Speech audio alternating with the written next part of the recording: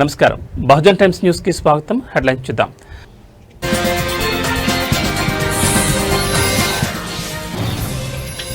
జంతువుల బారి నుంచి భక్తుల భద్రతకు టీటీడీ ఏర్పాట్లు. తిరుమలకు వెళ్లే మెట్ల మార్గంలో 100 ట్రాప్ కెమెరాలు.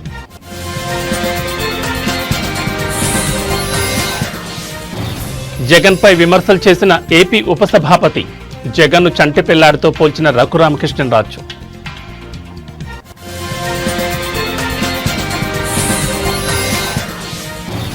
ఎన్టీఆర్ జిల్లా నందిగామలో భారీ కుంభకోణం. రైతులకు కుచ్చుటోపి పెట్టి 2 కోట్లు స్వాహా.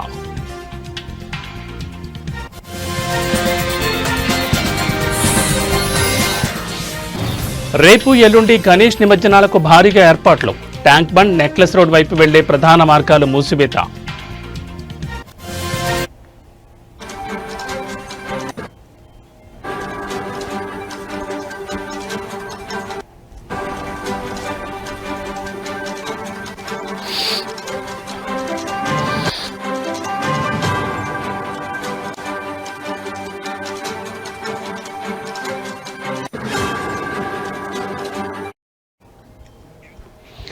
బులెటిన్లో బ్రేకింగ్ న్యూస్ చూస్తున్నాం. శేషాచలం అనగానే అందరికీ గుర్తొచ్చేది ఎర్రచందనం. అయితే అంతే స్థాయిలో అక్కడ వన్యప్రాణులు కూడా ఉన్నాయి. ముఖ్యంగా చిరుతపులుల సంచారం ఎక్కువైంది. ఏనుగులు, ఇతర వైల్డ్ లైఫ్ కూడా చాలానే ఉంది. వాటి బారి నుంచి మనుషులను కాపాడుకోవడం ఎంత ముఖ్యమో వేటగాళ్ల నుంచి వన్యప్రాణులను కాపాడుకోవడం కూడా అంతే ముఖ్యం. అందుకే అటవీశాఖ టెక్నాలజీ పరంగా కొన్ని విప్లవాత్మక అడుగులు వేస్తోంది. ముఖ్యంగా తిరుపతి, చిత్తూరు జిల్లా అటవీ ప్రాంతాల్లో వన్యప్రాణుల పర్యవేక్షణకు కీలక నిర్ణయాలు తీసుకుంది. తిరుపతి, తిరుమలలో నిరంతరం చిరుతపులులు సంచరిస్తున్నాయి. అందుకే అవి ఎన్ని ఉన్నాయి, ఎక్కడెక్కడ తిరుగుతూ ఉంటాయి అనే విషయాలపై ఫారెస్ట్ డిపార్ట్మెంట్ దృష్టి పెట్టింది. వాటితో పాటు ఇతర జంతువుల సంచారాన్ని అంచనా వేసేలా చర్యలు తీసుకుంది.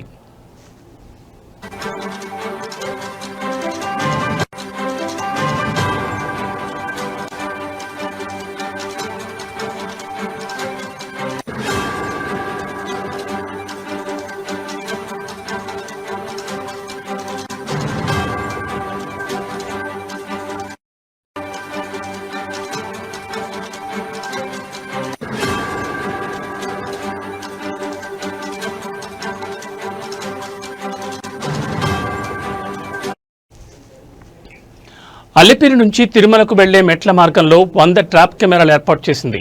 ఇందులో 30కి పైగా సోలార్ పవర్ లైవ్ స్ట్రీమింగ్ కెమెరాలు ఉన్నాయి.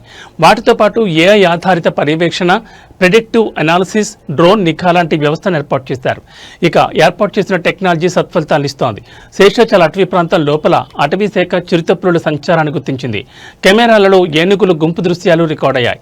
తిరుపతి, చిత్తూరు, అన్నమయ్య డివిజన్లలో డే అండ్ నైట్ పర్యవేక్షణ, డ్రోన్లు, జీపీఎస్, గూగుల్ మ్యాపింగ్ ద్వారా ఏనుగుల కదలికలు అంచనా వేస్తున్నారు.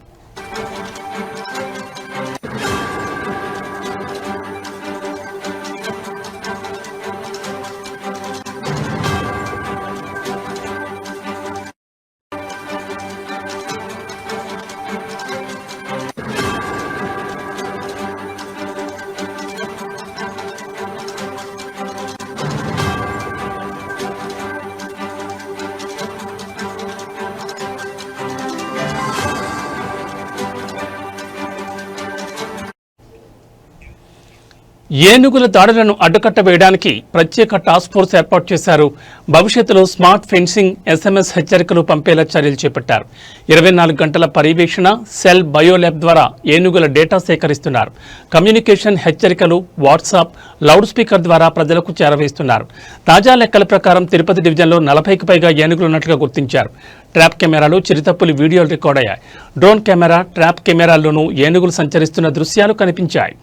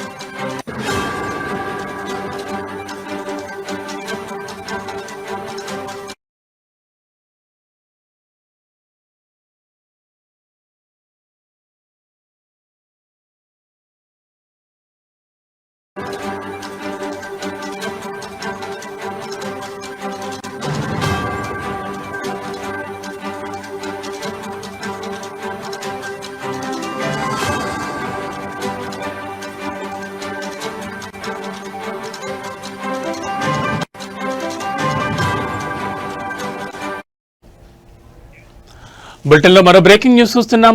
9 రోజుల పాటు అంగరంగ వైభవంగా పూజలు అందుకున్న గణనాథులు గంగమ్మ ఒడికి చేరే సమయం ఆసన్నమైంది.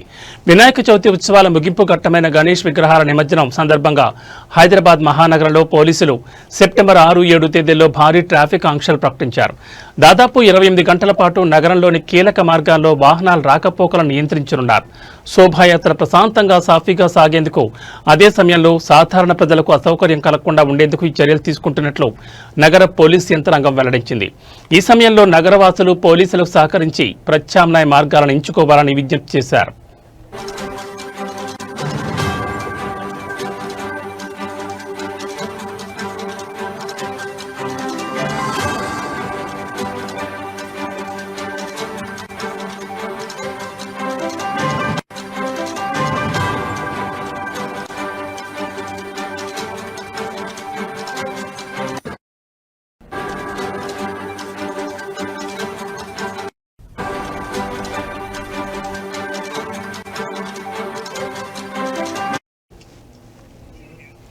ప్రతి సంవత్సరం మాదిరిగానే ఈసారి కూడా నగరం నలుమూలల నుంచి విగ్రహాలు హుస్సేన్ సాగర్ ఎన్టీఆర్ మార్గ్ వైపు తరలిరానున్నాయి. ఇందులో అత్యంత ప్రధానమైన బాలాపూర్ గణేశుడి శోభాయాత్ర బాలాపూర్ నుంచి ప్రారంభమై చాంద్రాయణగుట్ట, చార్మినార్, అబీట్స్, లిబర్టీ మీదుగా ట్యాంక్ బండ్ వైపు సాగుతుంది. అదేవిధంగా సికింద్రాబాద్ ప్రాంతం నుంచి వచ్చే విగ్రహాలు ప్యాట్నీ, ప్యారడైజ్, రాణిగంజ్, కర్బలా మైదాన్ మీదుగా ట్యాంక్ బండ్కు చేరుకుంటాయి. టోలీచౌక్, మెహదీపట్నం, లకడీ కపూర్ ప్రాంతాల నుంచి వచ్చే విగ్రహాలు ఖైరతాబాద్ మీదుగా నెక్లెస్ రోడ్ వైపు వెళ్తాయి. టప్పాచుపుత్ర, హఫీజ్ నగర్ వచ్చే విగ్రహాలు ఎంజే మార్కెట్ వరకు మాత్రమే అనుమతిస్తారు. ఈ ప్రధాన మార్గాలన్నింటిలో సాధారణ వాహనాల రాకపోకలను పూర్తిగా నిలిపివేయనున్నారు.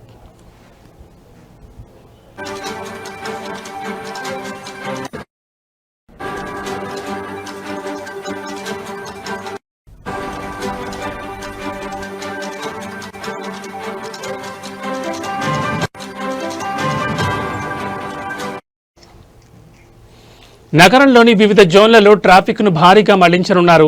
ముఖ్యంగా సౌత్ ఈస్ట్ జోన్లలో కేశవగిరి, చాంద్రాయణగుట్ట, ముసారాంబాగ్, చెంచల్గూడ ప్రాంతాల నుంచి వచ్చే ట్రాఫిక్ను ఇతర మార్గాల వైపు పంపిస్తారు.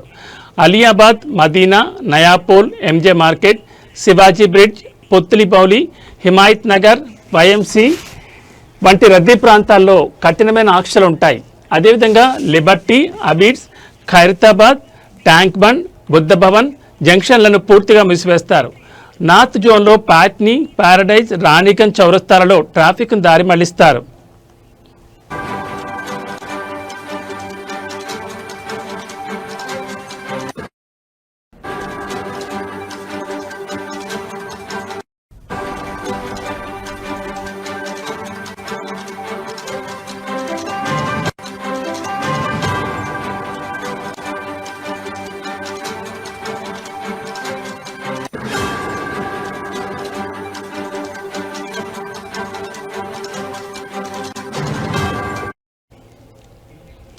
విమానాశ్రయానికి వెళ్లే ప్రయాణికులు ఎలాంటి ఇబ్బందులు పడకుండా పీవీఎన్ఆర్ ఎక్స్ప్రెస్ వే లేదా ఔటర్ రింగ్ రోడ్ మార్గాన్ని మాత్రమే ఉపయోగించాలని పోలీసులు సూచించారు.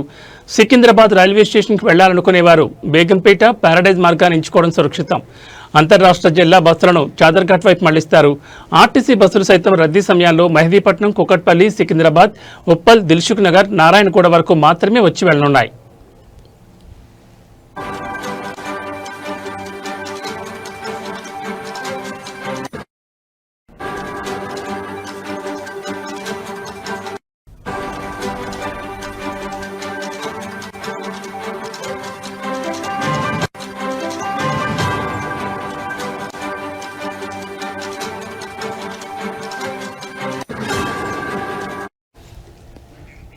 నిమజ్జనం సందర్భంగా నగరాన్ని ట్రాఫిక్ రద్దీ నుంచి కాపాడేందుకు భారీ వాహనాలపై నిషేధం విధించారు.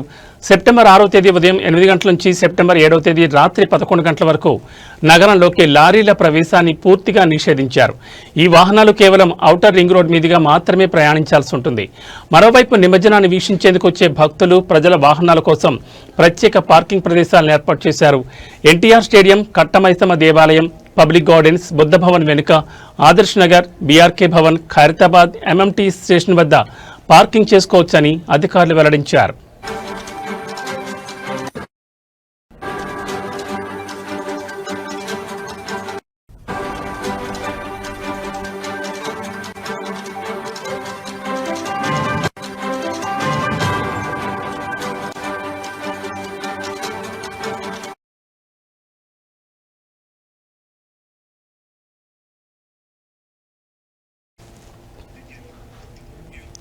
ప్రతిపక్ష హోదా కోసం పట్టుబడుతున్న వైఎస్ జగన్మోహన్ రెడ్డిపై ఏపీ శాసనసభ ఉపసభాపతి రఘురామకృష్ణరాజు తీవ్ర వ్యాఖ్యలు చేశారు.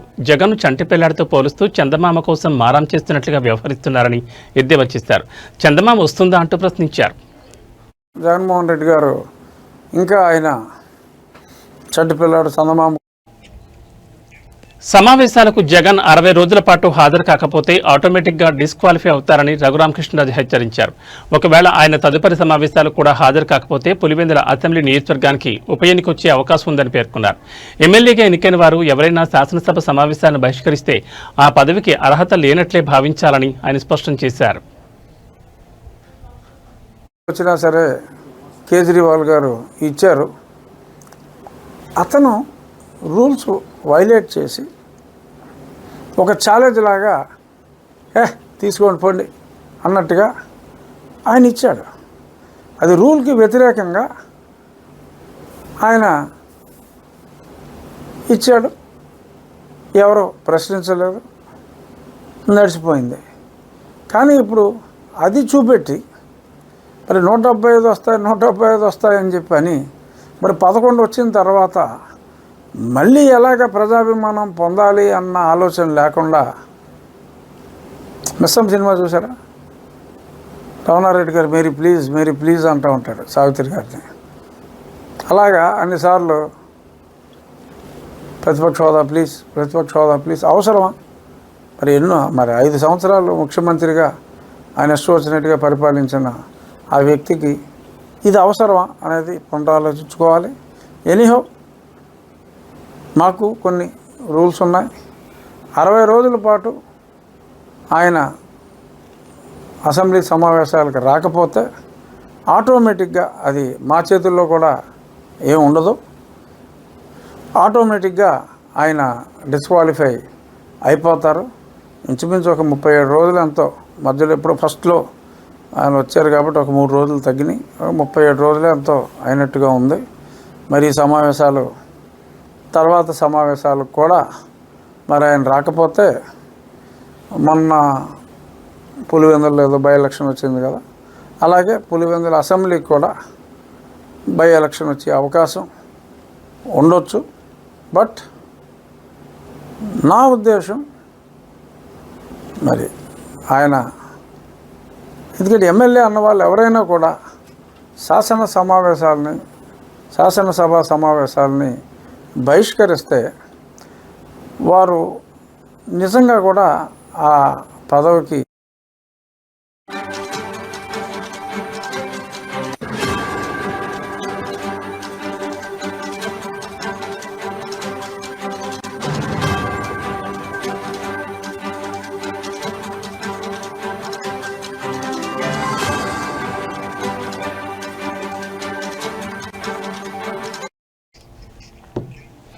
బులెటిన్లో మరో బ్రేకింగ్ న్యూస్ చూస్తున్నాం. ఎన్టీఆర్ జిల్లాలోని నందిగామ మండలం పెద్దవరం సహకార సొసైటీలో భారీ కుంభకోణం వెలుగులోకి వచ్చింది.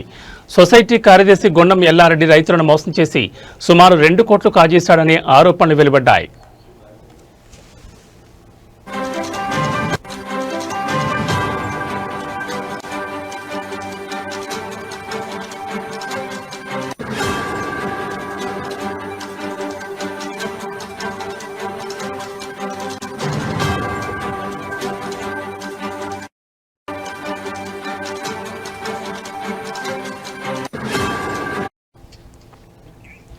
గత 30 సంవత్సరాలుగా గుమాస్తాగా పనిచేస్తున్న ఎల్లారెడ్డి 2014లో కార్యదర్శిగా పదోన్నతి పొందాడు. పదవిలో ఉన్నప్పటి నుంచి అతను దొంగ బిల్లులతో రైతులను మోసం చేస్తున్నట్లు విచారణలో తేలింది. రైతులు తాము తీసుకున్న రుణాలను తిరిగి చెల్లించినప్పటికీ ఎల్లారెడ్డి వారికి నకిలీ రసీదులిచ్చి డబ్బును స్వాహా చేసినట్లు ఆరోపణలున్నాయి. ఈ కుంభకోణం మొత్తం 2 కోట్ల వరకు ఉంటుందని అంచనా వేస్తున్నారు.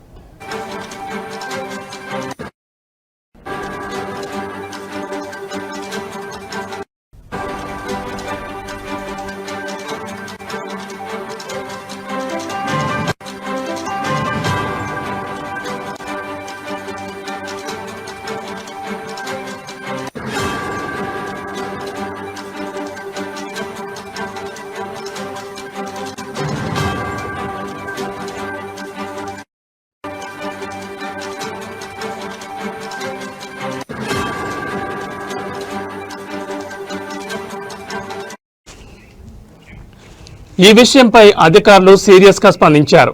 ఎల్లారెడ్డిపై చర్యలు తీసుకోవడానికి రంగం సిద్ధం చేశారు. అధికారులు ఇప్పటిపై దీనిపై విచారణ ప్రారంభించి పూర్తి వివరాలు సేకరిస్తున్నారు. విచారణ పూర్తయిన తర్వాత 1-2 రోజుల్లో ఎల్లారెడ్డిని సస్పెండ్ చేసే అవకాశం ఉందని తెలుస్తోంది. ఈ ఘటనపై రైతులు తీవ్ర ఆగ్రహం వ్యక్తం చేస్తున్నారు.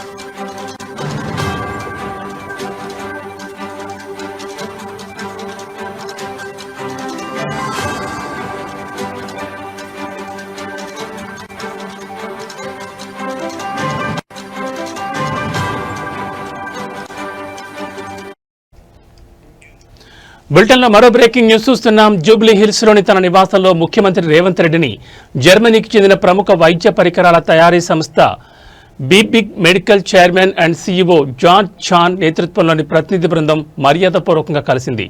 ఈ భేటీలో తెలంగాణలో మెడికల్ ఎక్విప్మెంట్ ఉత్పత్తి యూనిట్ను ప్రారంభించేందుకు తమ సంస్థ ఆసక్తి చూపుతోందని జాన్ చాన్ ముఖ్యమంత్రికి తెలిపారు.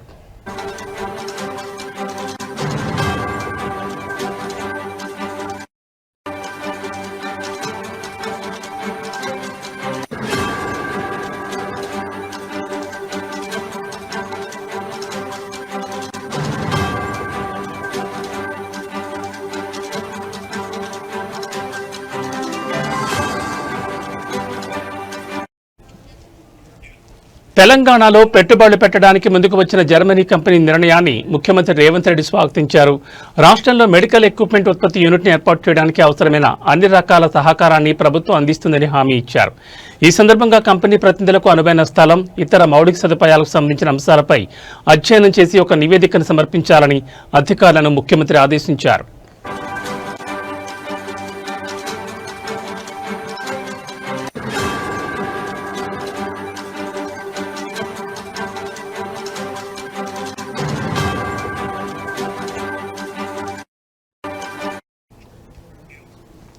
ఈ సమావేశంలో తెలంగాణలోని ప్రభుత్వ ఆసుపత్రుల్లో అత్యాధునిక వైద్య పరికరాలతో పాటు క్యాన్సర్ చికిత్సకు అత్యంత కీలకమైన రేడియేషన్ సెంటర్లను ఏర్పాటు చేయాలని ముఖ్యమంత్రి బీబిగ్ మెడికల్ ప్రతినిధులను కోరారు.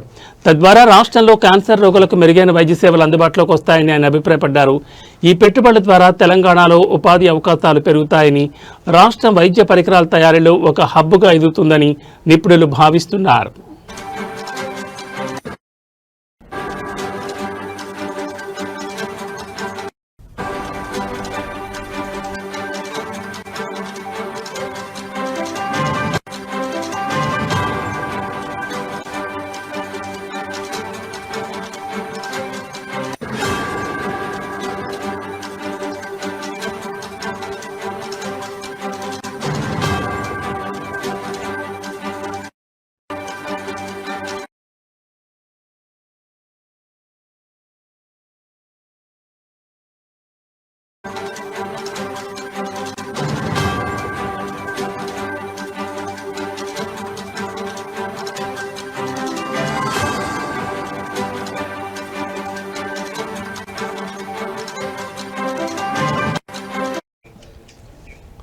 బులెటిన్లో మరో బ్రేకింగ్ న్యూస్ చూస్తున్నాం. బీఆర్ఎస్ అధినేత కేసీఆర్ కు దైవభక్తి ఎక్కువని విషయం తెలిసిందే. హోమాలపై ఆయనకు ఎంతో నమ్మకం. ఇప్పటికే ఆయన ఎన్నోసార్లు పలు రకాల హోమాలు నిర్వహించారు. తాజాగా మరో హోమం నిర్వహించేందుకు ఆయన సిద్ధమయ్యారు. ఎర్రవెల్లిలోని తన వ్యవసాయ క్షేత్రంలో గణపతి హోమం నిర్వహించబోతున్నారు. దీనికి సంబంధించి అన్ని ఏర్పాట్లు పూర్తయ్యాయి. మధ్యాహ్నం 12 గంటలకు హోమం ప్రారంభమవుతుంది. తన భార్య శోభతో కలిసి కేసీఆర్ హోమంలో పాల్గొనున్నారు. విఘ్నాలు తొలగాలని ప్రార్థిస్తూ కేసీఆర్ హోమం నిర్వహించనున్నారు. మరోవైపు బీఆర్ఎస్ వర్కింగ్ ప్రెసిడెంట్ కేటీఆర్ గత 5 రోజులుగా ఎర్రవల్లి ఫామ్ హౌస్లోనే ఉన్నారు. హోమానికి కొద్దిమంది నేతలను మాత్రమే ఆహ్వానించారు.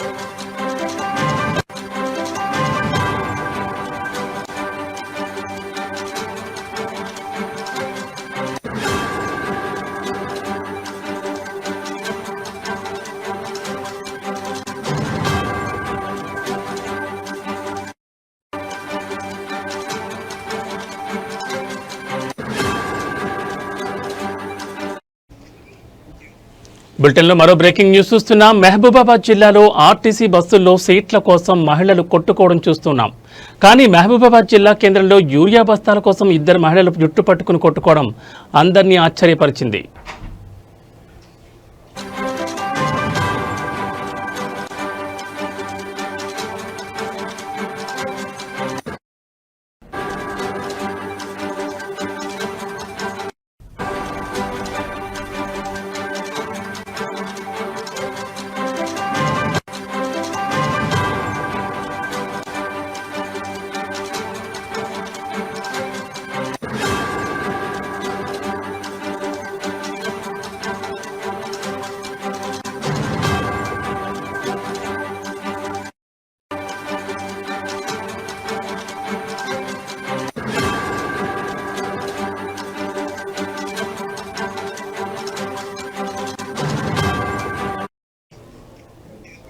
ఈ ఘటన మహబూబాబాద్లోని వివేకానంద సెంటర్ వద్ద ఉన్న ఆగ్రోస్ రైతు సేవా కేంద్రం ముందు జరిగింది. యూరియా కోసం రైతులు, మహిళలు తమ ఆధార్ కార్డు జిరాక్స్లతో పెద్ద సంఖ్యలో బారులు తీరారు. ఈ క్రమంలో తోపులాట జరిగింది. దీంతో ఇద్దరు మహిళలు తీవ్ర వాగ్వాదానికి దిగి చివరికి ఒకరి జుట్టు మరొకరు పట్టుకుని రోడ్డుపైనే కొట్టుకున్నారు.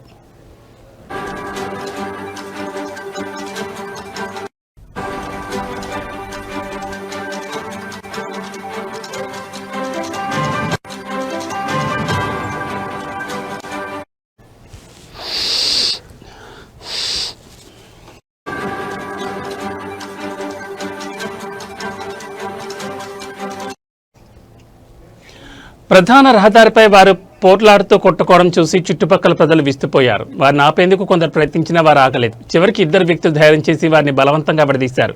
ఈ ఘటనకు సంబంధించిన వీడియోలు వాట్సాప్లో బయలుదేరుతున్నాయి. యూరియా సరఫరాలో జాప్యం, సరైన పర్యవేక్షణ లేకపోవడం వల్లే ఇలాంటి పరిస్థితులు తలెత్తున్నాయని స్థానికులు అభిప్రాయపడ్డారు.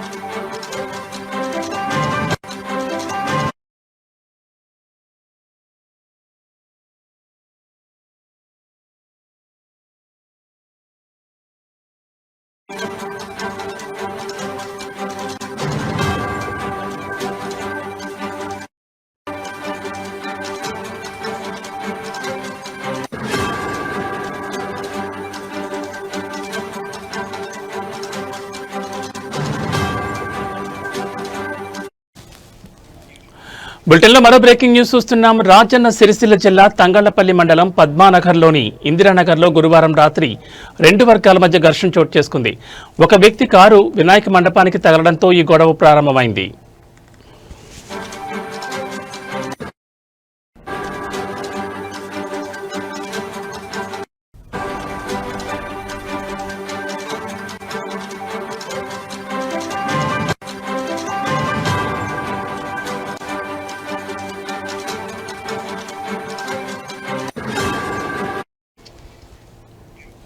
ఈ ఘటనతో ఆగ్రహానికి గురైన 2 గ్రూపులు పరస్పరం దాడులు చేసుకున్నాయి. ఈ దాడిలో ఒక వ్యక్తికి తీవ్ర గాయాలయ్యాయి. విషయం తెలుసుకున్న పోలీసులు వెంటనే సంఘటనా స్థలానికి చేరుకుని ఇరు వర్గాలను చెదరగొట్టారు. పరిస్థితిని అదుపులోకి తెచ్చేందుకు ప్రయత్నించారు.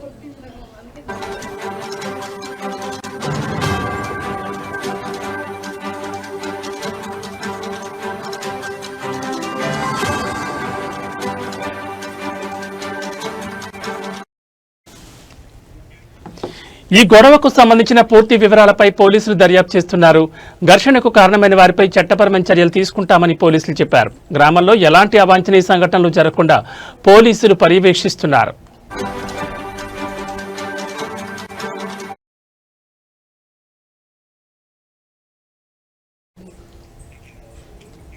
ఇవి బులెటిన్ అప్డేట్స్. మరిన్ని అప్డేట్స్తో మళ్ళీ కలుద్దాం. నమస్కారం.